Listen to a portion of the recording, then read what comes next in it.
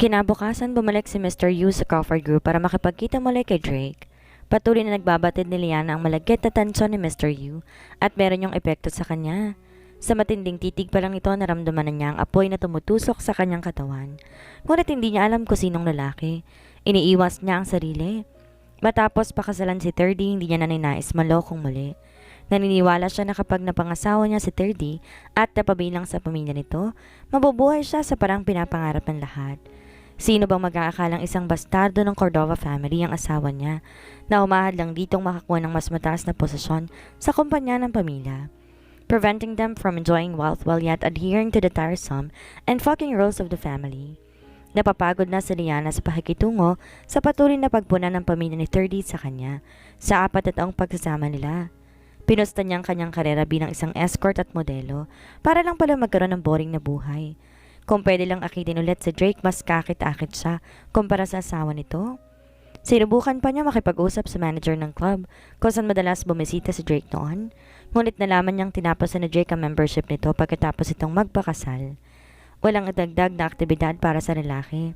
Umuwi ito sa bahay at nanatili sa kanilang opisina nang walang ginagawa maliban sa pag-asikaso ng mga tungkulin bilang presidente ng Crawford Group, sapat para paniwalaan ng lahat ang tapat nitong asawa.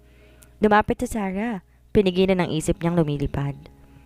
Liana, pag natapos na ni Boss Drake ang meeting kay Mr. Yu, samahan mong bisitang hatid sa ibaba. Ha? Bakit ako? Gusto niyang lumayo sa lalaki hanggat kaya niya. Sino nga ba siya? Di ba niya alam kung paano lalabas ng building? Isa siyang investor ng kumpanya, isang mahalagang bisita at isa pa, utos daw mula sa akin at hindi hiling. Tandaan mo na ako pa rin ang boss mo. Kung di lang si Sarah isa sa mga pinagkakatiwalaang empleyado ni Drake, sinakal na niya ito. Nang matapos si Drake at Mr. Yu sa kanilang meeting, ngumiti si Liana na parang perpektong empleyado ng Crawford Group. Naghihintay sa lalaki. Ramdam niyang init na nagmumula sa katawan nito patungo sa kanya habang hinahatid niya to sa elevator. Naparanok si Liana pero pilit pinipigilan ang namumuong tensyon niya sa lalaki. Habang nasa elevator, nagulat siya sa tanong nito. Do you think investing in the Crawford Group is a wise move? Please don't worry. I won't tell your boss what you told me. She replied. The Crawford Group is one of the wealthiest. With or without your investment, doesn't much affect the company. She then thought back to Thirdy's recent issue. I knew a business that would make the ideal investment. Are you familiar with Cordova Construction? Habang nasa lukaran ng isip niya si Thirdy, lumabag siya sa batas na konektado kay Oscar sa puntong yon. Matapos siya nitong yayain ng isang hapunan, inimbitan din siya ni Oscar sa isang marangyang spa na matagal niya nang di napupuntahan. Pagkatapos niya makaramdam ng kagaanan sa presensya nito, niregaluhan siya nito na isang mamahaling bag at kalaunan mga alahas. Mga bagay na hindi niya naranasan matapos may kasal. Naging dahilan yon para magdesisyon siya na wakasan ang relasyon nila ni Thirdy. Ang mga damdamin at atraksyon na meron siya para kay Oscar. Totoo, yun ang pinaniniwalaan ni Liana. Nagtagumpay si Drake sa kanyang plano. Ayon nga tila nalulod si Liana sa mga material na bagay na binibigay dito ni Oscar. Ang pagkakakilala ng babae isa itong mayamang investor mula sa China. Di naman nagtaka ang babae. Malaki talaga ang kumpanyang pinamumunuan ni Oscar.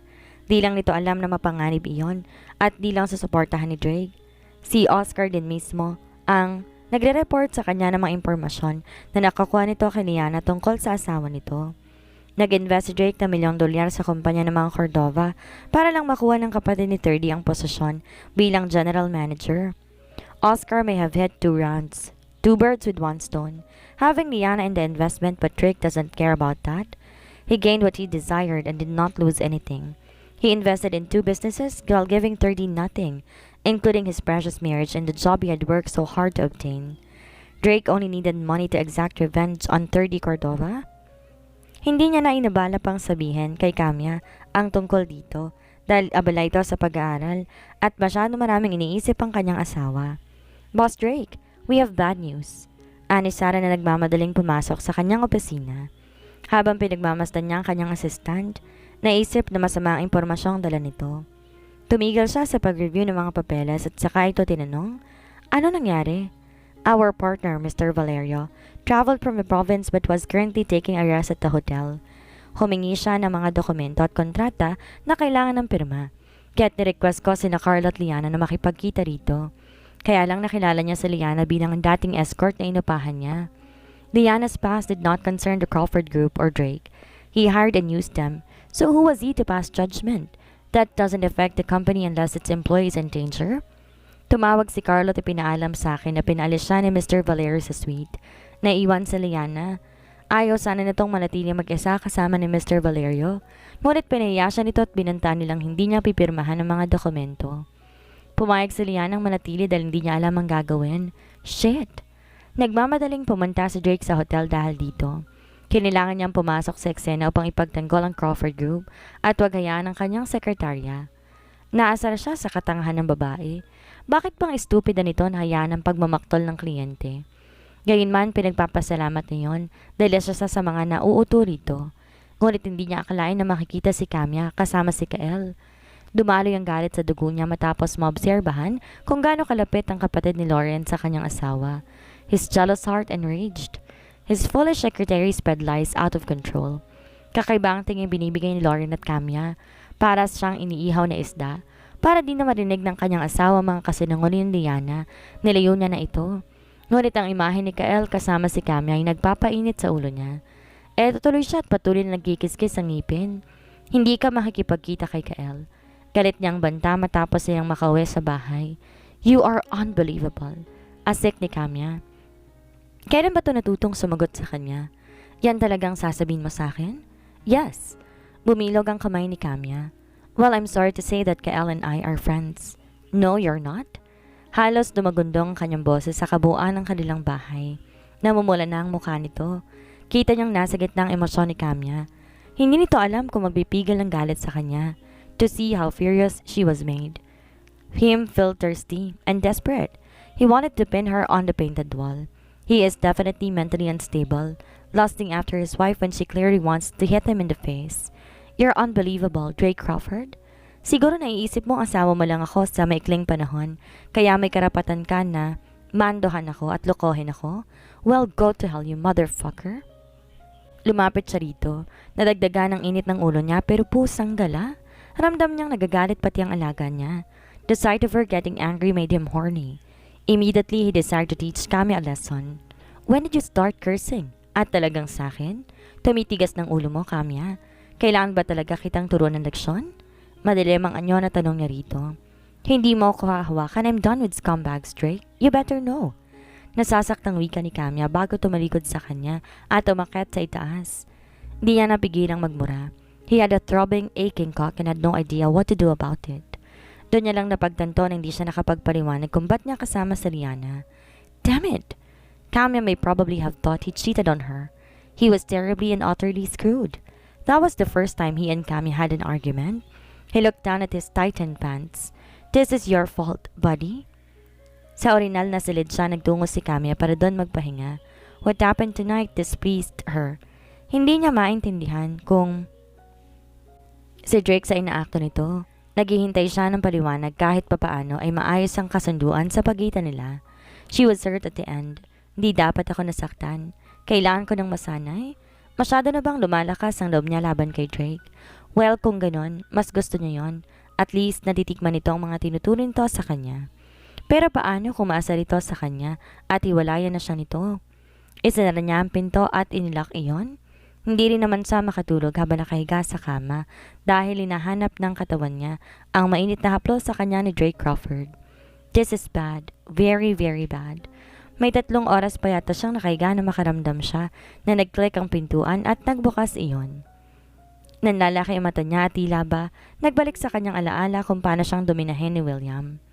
Mabilis na pumaloob ang kanyang dugo. Alam niyang ang lalaking pumasok sa loob ng silid. Ilang saglit pa nga ay lumundo ang gilid ng kanyang kama. Nagpanggap siyang natutulog pa rin kahit nang yumakap sa kanyang likuran ang lalaki. He breathed her scent through her hair. I know you're living for me. Camia, bulong ni Drake. Your body cannot deny it. It followed my caress. Gumapang kamay nito sa kanyang braso kaya naman halos manuyo ang kanyang lalamunan. Gumapang kamay nito sa kanyang braso kaya naman halos manuyo ang kanyang lalamunan. Di niya mapigilan ang mapasinghap. See?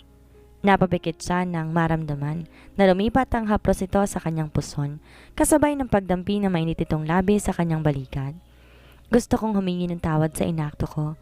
You must trust me when I say that I don't want to do anything that would hurt you in your role as Mrs. Crawford. You do not know, baby, how much I respect this marriage, even though I never imagined it. Nagiiwan ng malit na kiliti ang labi nito, hanggang sa makarating sa kanyang batok. You're good, Drake. Bakit mo pinagdududahan ng sarili mo? I don't know. Alam ng lahat kung gaano ko kasira ulo. Isang marahas na pagsinghap ang pinakawalan ni Kamya nang sumot at lumapat ang malapad itong palad sa kanyang dibdib. He rolled his fingers over her nipple. Matamis ang masarap na lumalaro sa kanyang kamalayan at di alam kung saan siya babaling. Do you realize how your body responded to my touches? To our undeniable kiss? Kama, this is what I want, and no woman was as tasty as you. Sumasagot ang himaymay niya sa bawat haplos at sinasabi nito. Nanginig ang katawan ng pumibabaw to sa kanya at sakupin ang labi niya. Gumente siya sa parehong paraan. Tila umaabot ang haplos ng asawa sa loob ng kanyang dibdib. Inaangkin. Hinarap niya ang mata nito sa konting liwanag mula sa labas habang haplos ang kanyang pisngi. Your body knows how to respond. You ache just by the mere touch. Please let me taste you. Nagiiwan si Drake na masuyong tingin habang humahaplos ang palad nito sa kanyang balat. Mabilis itong naiangat ang kanyang suot na blusa bago bumaba ang labi nito sa kanyang dibdib. Drake was close. She was close. Sabay silang nakarating sa paraiso. Walang maiiwan kahit isa. Nanginig ang binting nakaikot sa katawan ng lalaki. Drake kissed Kamya's lips, holding her gaze. With a heavy and slow breath, he whispered, You're mine, Kamya. Mine. Ilayo mo si Kamya sa nobya ko? Asik ni Brian kay William. Nagtungo ng sikat na modelo sa kanyang klinik. Kala ko pa naman magpapacheck up ka? Wala siyang panon sa pag-alboroto nito. Paano kung may sabihin si Kamya sa nobya ko? Masyado kong mahal si Danica. Seriously, kailangan mo nga na medikal na tulong. You're hallucinating. Nag-isang linya ang labi ni Brian. Sa palagay mo ba gagawin niyo ni Kamya? No, I know her. Bakit bigla mo siyang ipinagtatanggol? Dapat tingin to sa isang direksyon. Wait. Dinampot ang frame kung saan may larawan ng babae. Hindi ba't isang maedad na babae ang narito noon? Sinabi mong minahal mo ang babaeng yon. Tumiim ang kanyang bagang. Nakalimutan niyang itago ang bagay na yon. Hinablot niya yan at saka nilagay sa drawer. Leave. Now. Marami pa akong trabaho. Do you love Kamya? Why is the photo now changed by her? Nangaakos ang tanong ni Brian. Nagdilim ang kanyang anyo. It doesn't make sense. Hindi ba't ang mahal mo yung nanay ni... Stop right now. Galit na si Tanya. You're in love with Kamya. Kaya gusto mo siyang ariin? Nagkiskis ang ngipin niya. Get out, Brian. Umismit to bago sinuot ang salamin sa mata. Nag-iwan ng banta bago lumabas. Sinasabi ko sa'yo, sakaling malaman ng nobya ko nakaraan, hindi ko may papangakong ligtas si Kamya. Months have already passed. Di napansin ni Kamya magtatapos sa sila ni Danica ng klase. Para maiwasan si Brian siya mismong umayaw na kunin ang serbisyo nito. Ayaw niya magkaroon ng kahit anong marka sa tirahan ng lalaki. Suggestion din ni Orion na mas magandang ilayo niyang sarili sa nobyo ni Danica. Gayunpaman may mga pagkakataon pa rin nakikita niya ito kapag sinusundo nito ang kanyang kaibigan. Sa huli, pareho silang may kamalayan sa paggalang sa espasyong isa't isa. Isang mamahaling sports car na nakaparada sa entrada ng school at naghihintay na nakaupo sa hood nito si Drake. On that hot afternoon, a light shirt was all he needed to flaunt his attractive form. Ilan sa mga estudyante kinikilig at di napigilan na tumili nung tanggalin ni Drake ang salamin nito. Drake! Sigaw ng ilang kababaihan at nais payatang magpa-picture dito. Natigilan siya. Oh no way! Usal niya na mapansing nagaganap habang papalabas sila ni Danica. Napatigal sa paglalakad. Kunot ang noon ni Danica at sinundan ng kanyang tinitingnan. Do you know him? Halos itagong sarili sa hawak na libro dahil sigurado siyang kukuha siya ng atensyon. Walang sino man sa mga estudyante kahit si Danica ang nakakaram ng kanyang asawa isang batang milenaryo at tayong tagapagmana ng Crawford Group, si Drake Crawford. Ngunit huli na makita siya nito at kumaway sa kanyang direksyon. Babe! Sabay-sabay napalingon sa kanyang direksyon ang lahat. Kahit si Danica, sumunod ang kanyang kaibigan na naguguluhan. Why are you here? Tanong niya kay Drake dahil hindi mapakali dahil alam niya pinaniningkitan siya na mata sa oras na yon. Ngumiti ang lalaki. Happy birthday, babe! Bahagya siyang natigilan. She did not know when was the last time she received a birthday greeting. Di niya napigilang maluha, lalo na nang kunin itong makapal na kumpol ng bulaklak at iabot sa kanya. Birthday mo ngayon? Di makapaniwalang tanong ni Danica. Oh, by the way, she's Danica, my friend. Tukoy niya sa babae. And he is Drake, my husband. Halos pabulong na lang huli niyang sinabi. Sikreto yun sa school. Ano? Nagulat din ang karamihan sa mag-aaral na nakiusyoso sa kanila, gaya ni Danica. Pasensya na, may pupuntahan kami kaya hihiramin ko muna si Kamya. Hindi pa nakakabawi si Danica sa pagkabigla, kaya tumango lamang ito. Nagpapauman din na sumakay ng sasakyan ng kanyang asawa hanggang tuluyang makahinga dahil nawala siya sa paningin ng mga estudyante. God, why the sudden grand welcome? She asked Drake. Masuyo nitong hinaplos ang kanyang pisngi. This is your birthday. I wanted to surprise you. Naganda ng pagtitipon ng lolo ko para sa iyo kaya dediretso tayo sa hotel. Niyakap niya makapal na bungkos ng bulaklak. Umiinit ang kanyang dibdib sa pagmamahal at di alam kung paano aahon sa pagkakalunod. Ilang saglit pa ay naroon na sila ni Drake sa Grand Palace Hotel. Pinagbuksan siya ng pintuan bago nito inabot ang susi ng kotse kay Orion na nakasunod sa kanila.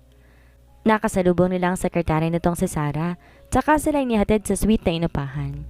Malaking silid ang pinasukan nila kung saan naroon ang ilang stylist na mag-aayos kay Kamya. Babalikan kita. Nakangiting paalam sa kanya ni Drake bago lumabas ng silid. She never experienced a celebration intended only for her. Mabilis siyang inayusan.